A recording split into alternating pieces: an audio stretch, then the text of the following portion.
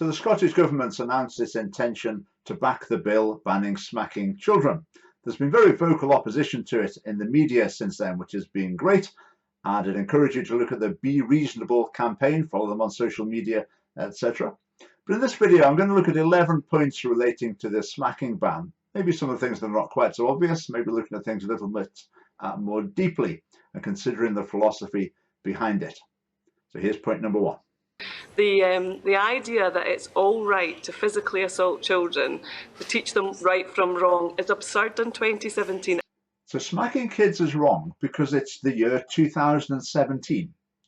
So because it's 2017 years since the birth of Jesus Christ, therefore smacking children is wrong. Now forgive me, but I really need the intermediate steps of this argument to be laid out a little more clearly for me to accept it. So if it was smacking kids in 2016, why does it become assaulting children in 2017? Is 2017 the International Year of Hysterical Language? What's going on? What happens in 2018? Does it change again?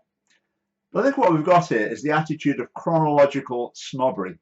The idea that my idea is the new one, it's the most recent one, therefore it's right. Another way you hear it put, we're on the right side of history. It's the progressive mindset. The era of progress started in the 1960s, and we just need to carry on in the direction we're heading in, and that's automatically a good thing. Now, obviously, that's entirely logically vacuous, but it's extremely popular. Now for number two. I covered this point in a recent discussion with Christine Jardine, the Lib Dem MP for Edinburgh West. Here it is. If you're illogical about it, it doesn't make any sense to them. And if you tell a child that if they do something wrong, you're going to smack them, then, you smack them, so they then hit somebody else. It's basically illogical. You are using violence to control people. You're losing, and that to me is just fundamentally wrong. Right, using the term violence, I think, is hysterical language. I mean, it's not violence. I mean, you can laughing isn't an argument. I think violence. Hang on. You've just spoken for quite a long time, and I've just got through about a sentence. You're interrupting already. So if you wouldn't mind just letting me carry on. Now, if that's violence, then that makes me a violent parent. Now, if you're going to use that sort of hysterical language, now how should children be left in the care of violent parents? I think most people would answer that question by saying no. So using violence as hysterical. Now, in terms of this inconsistency, I think children understand that their relationship with their parents is different than their relationship with their siblings or friends at school, for example, because there's lots of things that parents have the authority to do and control that they have over their lives that they don't have over their siblings and their friends. So I think children are perfectly capable of understanding the difference in those cases. The same as if you send a child to their room and say you have to stay there. I mean, does that mean that they'll then think they can do that to their sibling or do it to someone at school? Of course it doesn't. They realise that it's a different relationship. So that's dealt with it teaches kids that they can hit other kids point. But I'm now going to move on to point number three, which is to do with the hysterical language. So that's why we think that in 2017, it's time that we gave children equal protection from assault that we do to adults. Assault, violence, why are these words used? Well, obviously it's a rhetorical ploy to demonise smacking parents. Now, one dictionary definition of violence I found was this: the use of physical force so as to injure, abuse, damage or destroy. So in that definition, smacking is not violence. But the word violence has been redefined. It's been misused more and more by political campaigners. I mean, for example, some campaigners against prostitution describe prostitution as violence against women. Now, I'm dead against prostitution, but not all prostitution involves violence. Yes, some campaigners complain that it's inherently violent. Here's another definition. Psychological violence occurs within the general community through sexual harassment and intimidation at work. Intimidation isn't violence. So there's this trend to describe more and more things as violent that don't actually fit the definition. Now, I find this next thing really concerning. I looked in the Cambridge Dictionary for their definition of violence. This is what it said: actions or words that are intended to hurt people. Words that are intended to hurt people, according to the Cambridge Dictionary, are violent. Now, I thought you went to the dictionary to find out what words mean, not what political activists want them to mean. But it seems that's not so when it comes to the Cambridge Dictionary. So that's one reason why they would use this excessive language. But there's another reason as well. A lot of people hold to a philosophy that thought is equivalent to language and language is equivalent to thought. So within your mind, the language you use and your thoughts are synonymous. One can't exist without the other. Now, if you believe that, you believe that if you can control the language that people use, you control what they think. Now, that isn't actually true. You can illustrate it perfectly simply by the fact that sometimes you'll sit at your keyboard thinking, I can't quite find the words to express my thoughts. So thought and language are not the same thing, but a lot of people believe that they are. And if you believe that, you believe if you can change the language, you can program the thoughts, change the words used, and you can change the attitudes and the associations with them. To give an example of that, if you think about the word crippled, then being replaced by handicapped, being replaced by disabled, being replaced by differently abled, that's an expression of this philosophy, that if something has a negative connotation, if you change the word, you'll reprogram people's minds and the negative connotation will be left behind. But it just doesn't work. There are aspects of being disabled. It's obviously not a positive thing. So the negative connotations attached to the concept, not the word. But if you believe that changing the words overrides the concepts, then you'll really make a big effort to control language. And that's what a lot of political activists do. So when we hear them using language like violence and assault, it's partly to associate a parent smacking with a thug stabbing someone in the street, not by any logic, just by the misuse of language. But there's a bit more to it than that as well. It's an attempt to reprogram your thinking to oppose smacking children. Okay, on to number 4. We're the children, we've got rights, let the people know it. We're the children, we've got rights, let the children show it. Show it, let the children show it. We've a right to our opinions, a right to have our say. We've a right to good nutrition, we've a right to play. We've a right to education, a right to go to school. We've a right to care and comfort, rights are super cool. Now, if you follow any issue in Scottish politics, it's not too long before equality and rights are at the forefront. And the philosophy is this, that what you do is you identify a group in society that you suspect are somehow oppressed or mistreated or underrepresented in some way, and then you fight for their equality and their rights. And that philosophy is applied to women, LGBT people, races, young people, and also children. So you'll hear politicians starting to say children are underrepresented in the political process. Hence the ridiculous situation I showed in a video recently of primary school children apparently taking part in a committee in the Scottish Parliament. The Scottish Parliament actually runs a children's parliament, but we'll save that for another video. So when politicians with this mindset, this equality-dominated mindset, look at children, they say, hang on a minute, parents and schools have got authority over children. That seems unfair. That's unequal. We need to level the playing field. Children need to be put on more of an even footing with their school and their parents. That's the way they will be liberated. So we need to listen to their views, just the same as we listen to everyone else's views. And I'm going to have a look at some of the text from John Finney's documentation about the smacking ban. Here we are. Over half of pupils felt it was not okay for parents to physically punish children. Younger pupils were more likely to say that it was not okay for parents to physically punish children. 62% of pupils felt that physical punishment could be harmful to children. So that's the state saying to kids, what do you think about the way mum and dad treat you? You can tell us. We're on your side. It carries on. 65% of pupils think there should be help for parents to find alternatives to physical punishment. So the state's saying, kids, do you think your mum and dad need a bit of extra help to be good parents? Do they need a bit more training, a bit more advice from the government so they can look after you a bit better? Are you happy with the government asking kids that sort of question? I'm most definitely not. Right, carrying on. In 2016, the Scottish Youth Parliament consulted with 72,744 young people across Scotland. 82% of the young people responded agreeing with the statement, all physical assault against children should be illegal. Now, they call this process listening to children. How can they call it listening to children? Well, they ask such a completely loaded question. What they're doing is indoctrinating the children, putting their own view into the children's minds, then hearing it reflected back, and then claiming that that process is listening to children. Now, according to this simplistic political philosophy, it interprets every issue as a power struggle, views every difference between groups as evidence of sinister injustice and discrimination. But it's going to liberate children from the necessary influences that mold their character and protect them from harm in the short term and in the long term. Just to finish with one piece of equality nonsense, again from John Finney's documentation. It says, boys are now more likely to be physically punished than girls, so changing the law would redress gender inequalities in this regard. Boys are physically punished more because boys tend to be naughtier than girls, but never mind that. We want equality, obviously.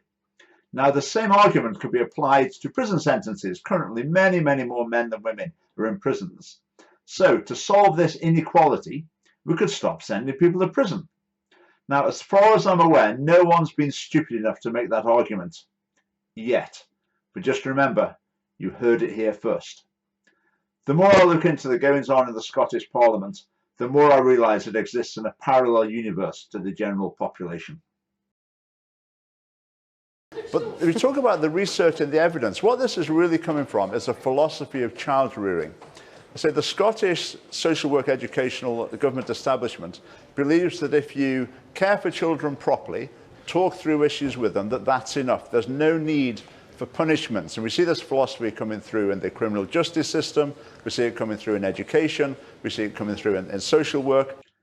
There's a worldview which dominates in the Scottish Parliament, and it could be described as the noble savage view of human nature. The idea that people would be perfect and live in blissful harmony if it wasn't for the negative influence of society. Now, I'm not sure how society is supposed to have gone wrong in the first place on this view, but we'll leave that to one side. The idea is if people are treated nicely enough, they'll turn out to be perfectly nice themselves. Now, obviously, there's something in this. If people are treated well, they're likely to develop into responsible, respectful people themselves. That's all fair enough. It's all true. But there's another side to the story as well. People can be selfish, they can be defiant, and they can be vindictive. And that includes children. Now, some people might throw their arms up in horror at this point and say, oh, you obviously don't like children, that's offensive to children. But it's just a realistic view of human nature. Now, part of bringing children up is training them to develop good habits. And one way of doing that is through deterrence. And these good habits can keep children safe and able to live in harmony with others while their own moral values develop. Now, some people say if you don't do something just out of fear of punishment, that's a very bad reason. It's a very low reason to behave well. That may be to some extent, but is it really that bad? If you think about me driving my car, a big reason why I stay close to the speed limit is I worry about getting caught. I worry about those points on my license and the fine. You may say I should be more responsible. I should have better reasons than that. But at the end of the day, the fear of punishment restrains undesirable behavior. It does it in adults, it does it in children as well. Now, if you hold the view that people would be perfect if it wasn't for the corrupting influence of society, then the whole idea of justice falls to bits because punishments can't be deserved. It's all society's fault. It's not the fault of the individual. So on this basis, it's not just smacking that comes in for criticism. It's the whole of punishment altogether. And for example, that's what we see in Scottish schools, where Education Scotland is promoting what they call restorative practices, which is basically replacing punishments with mini counselling sessions. Belief in the inherent perfect goodness of humans is unrealistic. Adults are not angels, and neither are kids. Moving on to point number 6. We're safe and we're healthy and achieving. We're nurtured and we're active every day. Respected, you can see. Responsible are we. When everyone's included, we can be happy. Hello sunshine, hello blue sky. SHANARRI. We can measure pride and pleasure.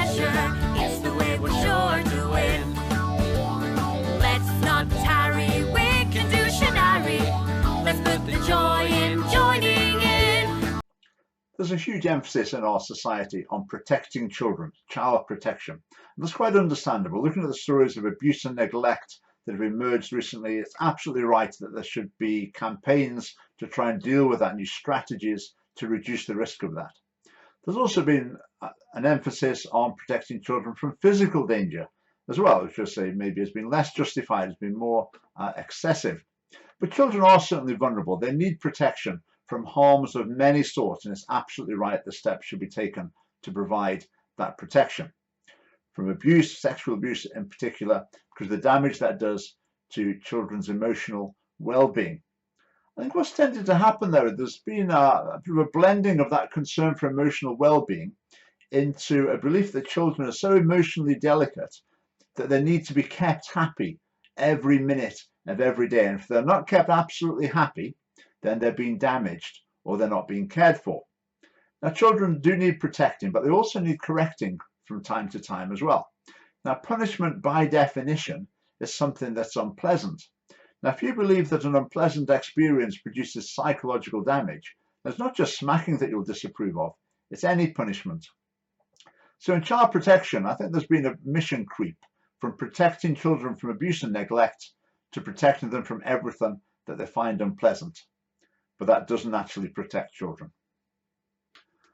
Okay, point number 7, the research. We hear from the proponents of the smacking ban that there's conclusive research from around the world showing the negative effects of smacking children.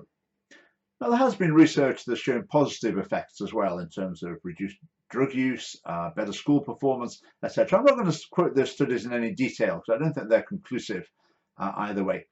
But there are some serious problems with research in this area. Let's outline a couple of them. One is the lumping problem. That research tends not to distinguish between genuinely abusive beating and a smack. And research that does try to make this distinction, the problem with it is it often relies on the self-report of the parents, and parents are not going to classify themselves as aggressive beaters of their children. They're more likely to describe it as a smack. So there's a huge potential for misreporting there. There's also the classic problem of correlation not implying causation, and that problem is particularly acute here because we're assessing a problem with its solution to some extent. Just to try and illustrate that, if you imagine you did research on everyone in Scotland and looked at how many hay fever pills they'd taken in the last year and how much they'd suffered from hay fever, you'd get your results in and you would conclude that the more hay fever pills you take, the worse your hay fever. And it would make it look like the best way to avoid hay fever is to take no pills at all.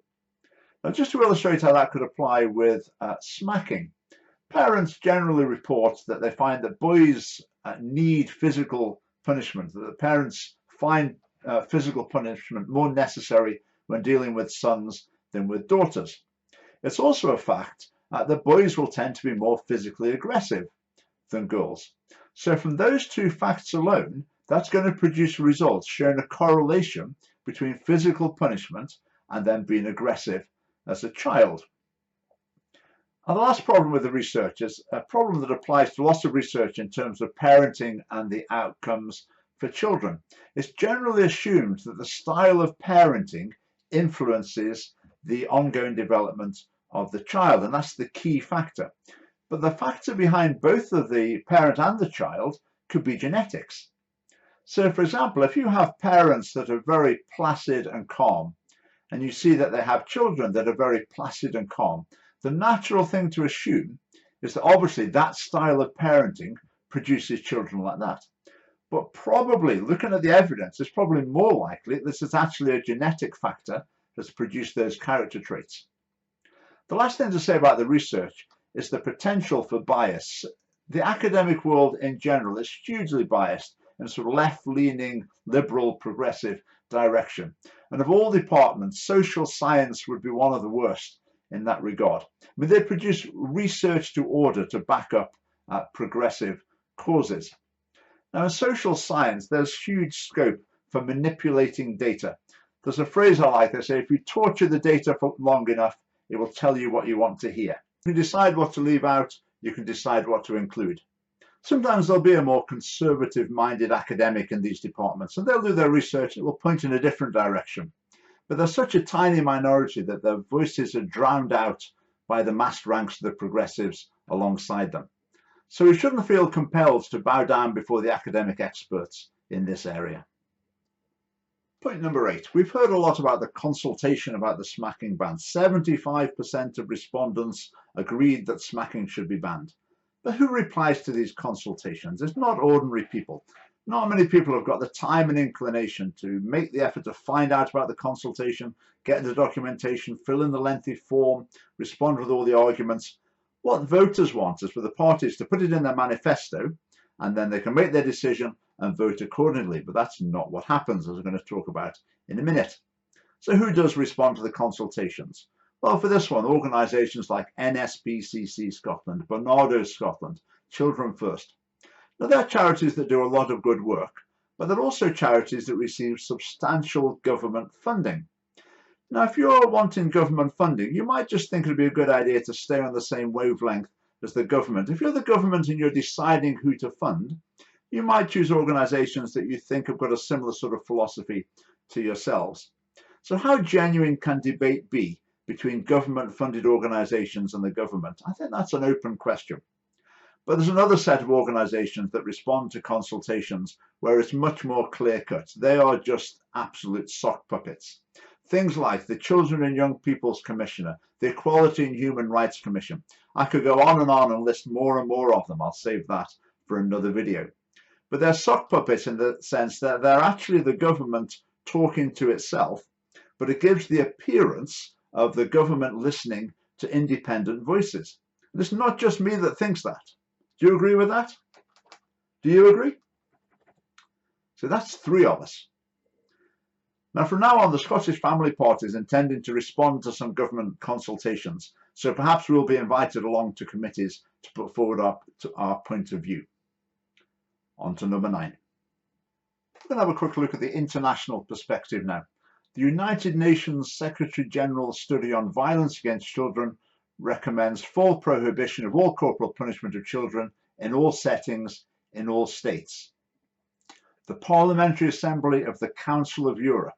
The Assembly considers that any corporal punishment of children is in breach of their fundamental right to human dignity and physical integrity. And it goes on to say, striking a human being is prohibited in European society and children are human beings. There's a circular argument, if ever you heard one. Now, the EU and the UN are not neutral bodies on this type of issue. Often they've been hijacked by campaigners and political activists and have been used for that end, and they're often prosecuting a liberal, progressive agenda. Now, the EU, people in Scotland, I think, often have an idea of the sort of things that go on in the EU, but the United Nations tends to have a very benign image, peacekeepers, aid convoys, etc. But there's very much another side to it as well. And the sort of cultural battles that are going on throughout the Western world are also going on at the level of the United Nations. And in my view, the wrong side is winning on virtually every occasion. Just to finish with this, John Finney, in his bill, he said that one reason to ban smacking in Scotland was it would improve Scotland's international reputation. Well, it would certainly bring Scotland into line with these international bodies who've been putting pressure on it. On to number 10. Let's look at the Conservative Party next. I sometimes think in the Scottish Parliament, the Green Party leads, the Lib Dems, the SNP and Labour follow, and the Conservatives jog along at the back, trying to keep up.